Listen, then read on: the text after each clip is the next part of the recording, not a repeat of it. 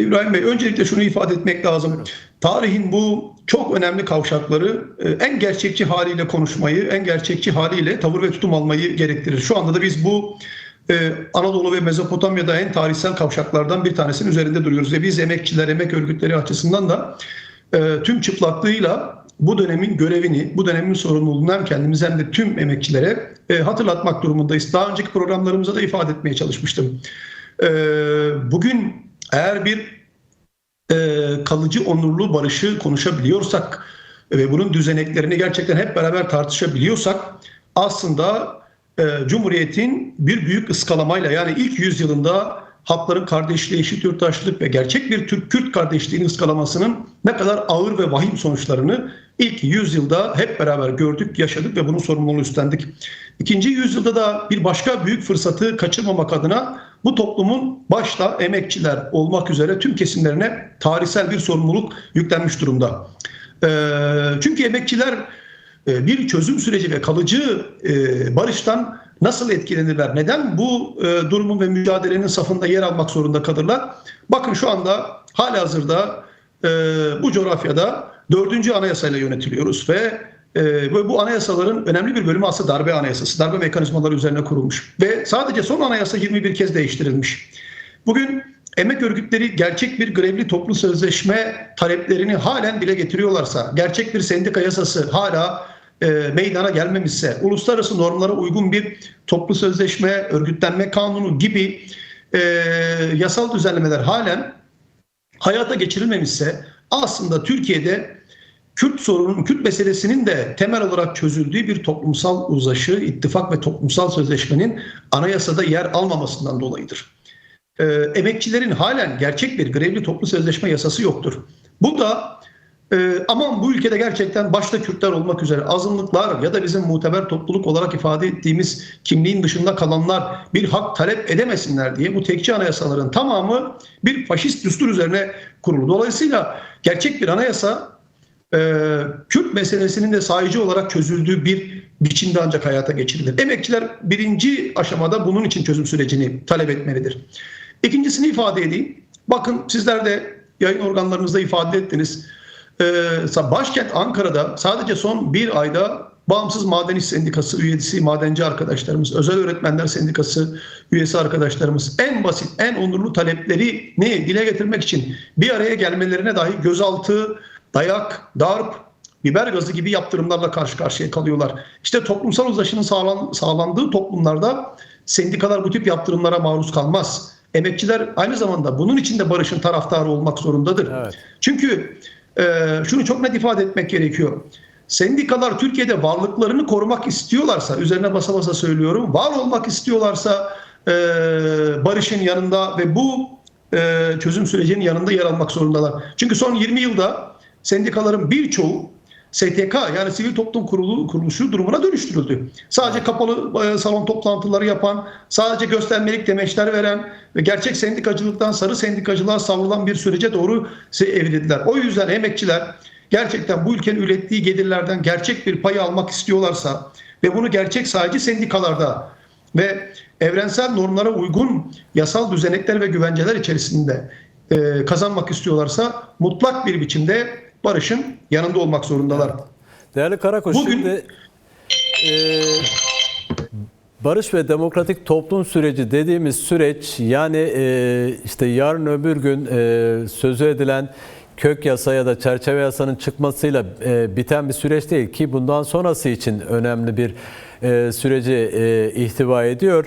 Şimdi yıllarca şunu tartıştık sizlerle, yani iktidarların, bugüne kadar gelmiş olan iktidarların yürüttüğü politikalar, işte Kürt düşmanı politikaların sonucu olarak yaşanan krizleri, ekonomik krizi, siyasi krizi, işte demokrasi krizlerini sürekli konuştuk.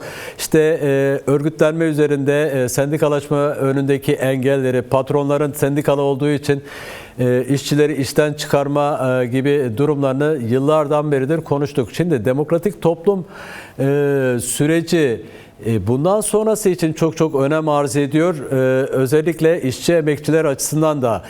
Çünkü mücadeleyle hakların elde edilebileceği bir sürece geçilecek. Demokratik zeminde verilen mücadeleyle elde edilebilecek haklardan bahsediyoruz. Bu anlamda ilk adım olarak da işte bu çerçeve yasa ya da kök yasa bekleniyor. Meclise gelmesi bekleniyor ki çok önemli ama işte sürecin önünü açacak niteliğe sahip bir durum aynı zamanda. Bu kapsamda işte 27-28 Haziran tarihlerinde tüm toplumsal kesimler bir araya gelecek ve iktidar ve devlete bir an önce bu adımları atması çağrısı yapacaklar. Önder Apo'nun fiziki özgürlüğünü talep edecekler. Emekçilerin bu mitinglere katılmasının taşıdığı anlam ve öneme ilişkin kısaca değerlendirmeni de almak isterim. Tabii ki emekçiler 27 Temmuz'da ülke çapında gerçekleşecek olan mitinglerin ana öznesi ve ana omurgası olmak zorundadır. Çünkü barış emekçilerin talebi üzerinde yükseldiğinde aslında bir gerçeklik kazanır. Ve şunu da ifade etmek lazım.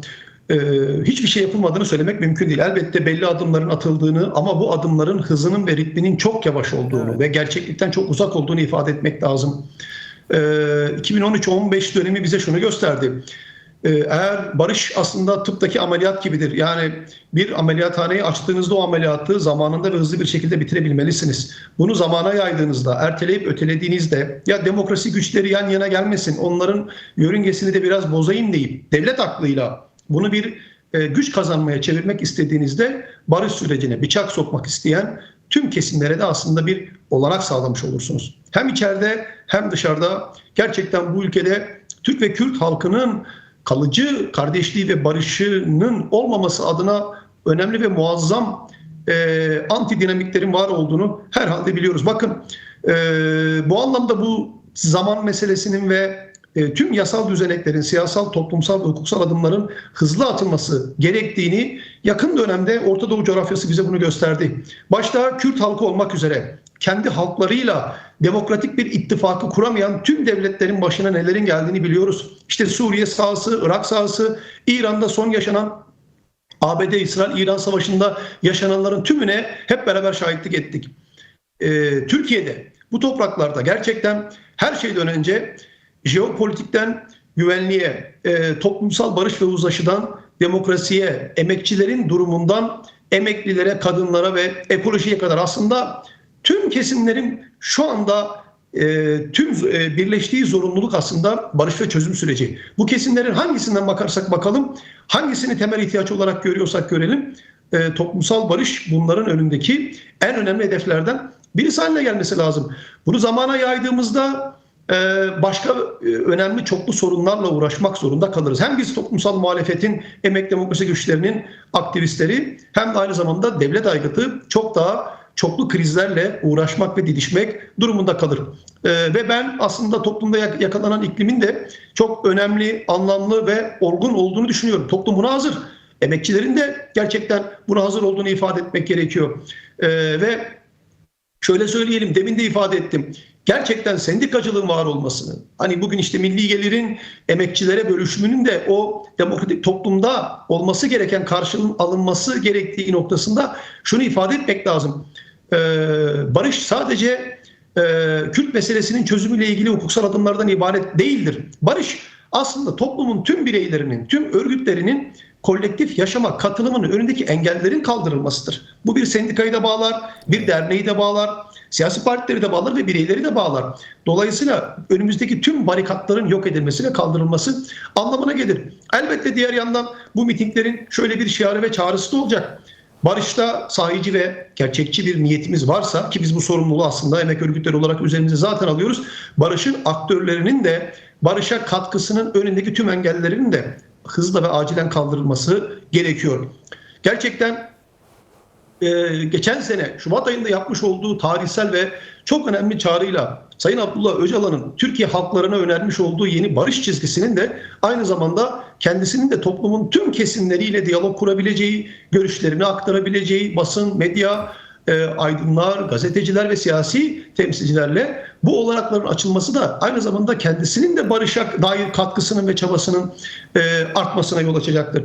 O yüzden barışın aktörlerinin hem kişisel olarak gerçekten hem özgürlüklerin önünün açılması hem de aynı zamanda onların bu sürece katkısının sağlanması bakımından da en ivedi adımın da bu haliyle atılması gerektiğini biz savunuyoruz. O zaman en büyük engeli geride bırakmış oluruz bu aşamada.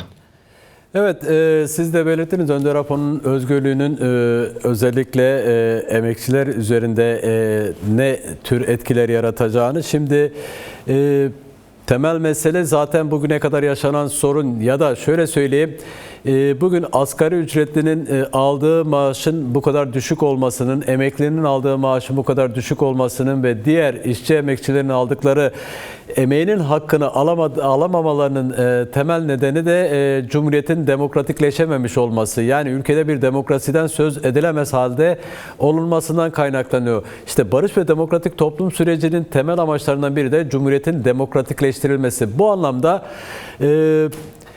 şu anlama da gelecek aynı zamanda, işte daha fazla işsizlik oranı iyice düşecek ki Önder Apo'da görüşmelerinde şöyle bir durumu belirtmişti. Ben dışarıdaki işsizliği anlamıyorum, işsizlik oranlarını anlamıyorum. Yani karıncaları örnek vererek bunu dile getirmişti.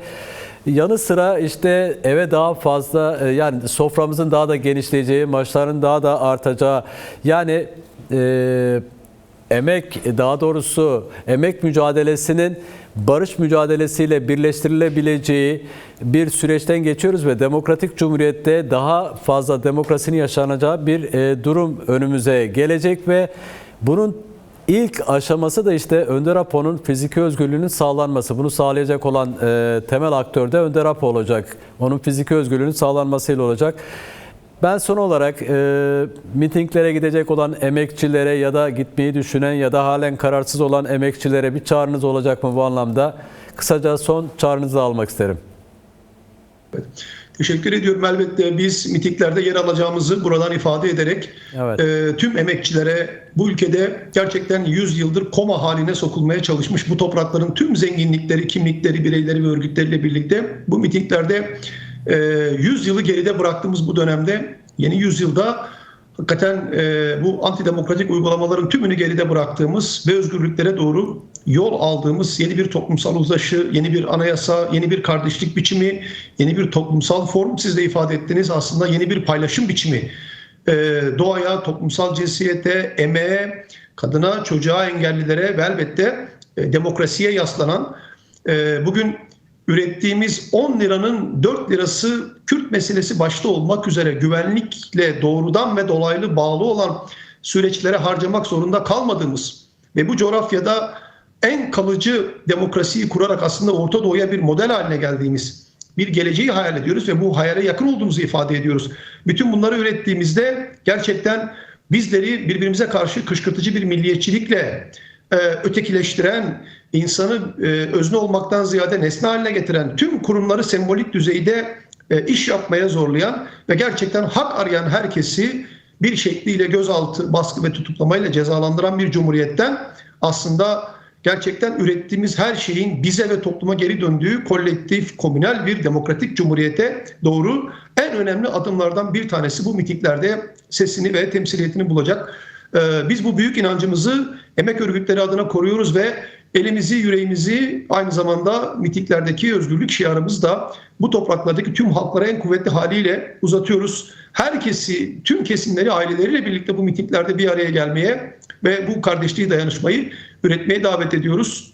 Ve bu haliyle barışa, demokrasi olan inancımızın da eksiksiz ve tam olduğunu ben bitirirken bunları söylemek istiyorum.